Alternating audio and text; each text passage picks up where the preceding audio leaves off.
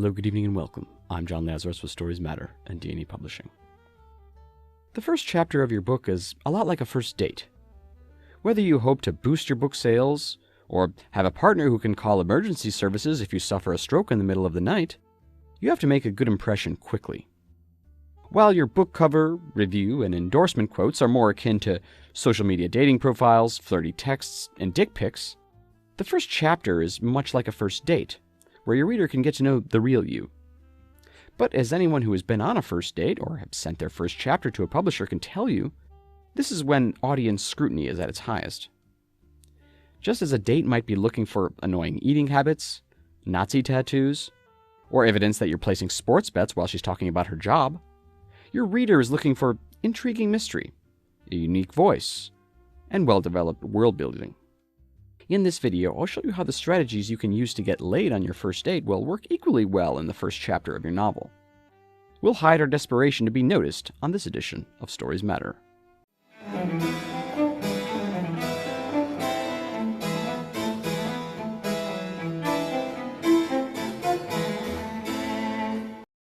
Today's video is brought to you by eHarmony. Are you tired of never getting matches on Tinder? Worried everyone on OkCupid is using you to conduct sociological research? Or perhaps you're tired of Republican national conventions causing Grindr to crash. Join eHarmony. Voted the least likely dating app to match you with your future murderer, eHarmony is a great place for people seeking serious relationships with people who are probably not riddled with STDs. Join eHarmony and end your crippling loneliness today. Strategy 1. The Sympathy Strategy. I use this all the time on my first dates. My goal is to make my date feel sorry for me, so she'll be less likely to turn down my advances. I have a few go-tos. Sometimes I'll tell her my last wife hurt me because she was a total crazy bitch. This makes me look like a reasonable guy who's just unlucky, and it has the added benefit of boosting her confidence because she'll feel normal in comparison. And other times I'll pull out a photo of my dead son, quote-unquote, which is actually a photo of a real child from a missing persons cold case. This shows I'm committed enough to being a father, and the woman, who in the age range I date is likely baby crazy, will naturally assume I want to have another child quickly to take the place of the one I've lost. In a book, you similarly want your reader to identify emotionally with your character fairly quickly. Books take a lot of time and effort, more than almost any other type of entertainment, so those emotional bonds are necessary. Consider starting your book at a parent's funeral, or if you want to keep it lighter, just make it a dog funeral. Strategy 2. The exotic setting. If there's one thing I know about women, it's that they're wary of going to your house on a first date. If there's two things I know, it's that they really don't like going to your house on a first date when you forgot to close the dresser that contains mementos and clothes from all your previous wives. An exotic location can be a great place for a first date. If nothing else, the crazy setting gives you something to talk about. Some of my go-tos are restaurants where you can eat sushi off naked people, or spas where naked people come to eat food off of you. Now, in fiction, land your reader onto the surface of an alien planet. Lower them in the depths of an African cobalt mine. Or borrow from real life and use my naked spa idea. Strategy 3. The info dump. Sometimes, when you're on a date, it's best to lay all your cards on the proverbial chess table. Especially at my age, when cancer or heart disease might take you during your next sexual encounter. Well, heart disease anyway. I've never heard of a cancer that killed someone during sex, but at the same time, I'm not an oncologist, so I can't say with any certainty there isn't a type of terminal cancer that's onset by particularly vigorous intercourse. Anyway, my point is, I often make it a point to start dates by cataloging my marriages, my recent sexual history, the children I know about, my publishing feats, my bankruptcies, my mixed feelings about being partially raised by a prostitute, and my regrets that I never DNA tested the man in my father's grave.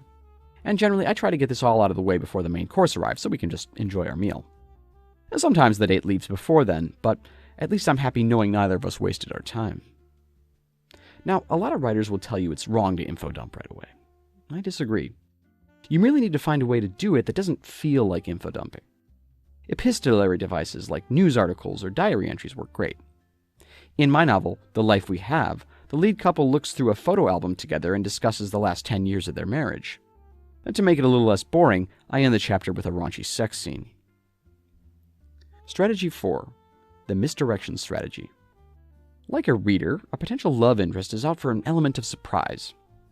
Some people think dating is about connection and comfort, but comfort is just sitting at your home alone, binging Netflix, and seeing how many boxes of wine you can drink before you pass out. People date to get out of their comfort zone. I like to keep my dates on their toes. Sometimes I'll spend the whole date hinting at my sexual prowess by doing things like running my fingers suggestively up and down the stem of my wine glass, or sharing photos from a recent vacation that accidentally contains one in the middle of me shirtless in front of a mirror. I may also compliment the mouth of my potential paramour. But then, at the end of the date, instead of suggesting we go back to my place, I'll end things with a hearty, chaste handshake. "Who is this man?"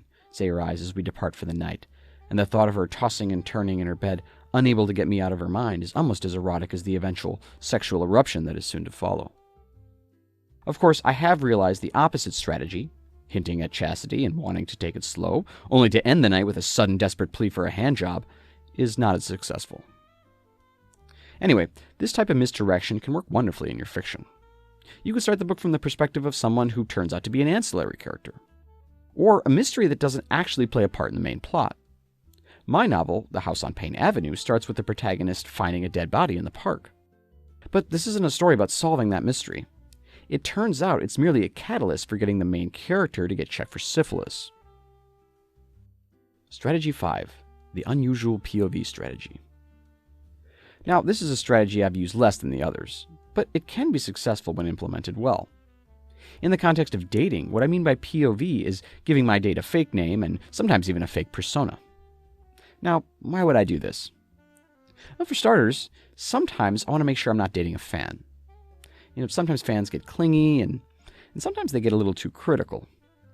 But what I've found, ironically, is that pretending I'm someone else is really freeing and helps me relax during the date. I'm much less self-conscious about being mean to waiters who won't let me order off the menu. I'm also much more forward about which of my partner's body parts I like and which could still use a little work. In your novel, you could start the story from the perspective of a dead person, a villain trying to justify their crimes, or, as in my novel, Plastered Bastard, the perspective of the car the drunken main character is driving.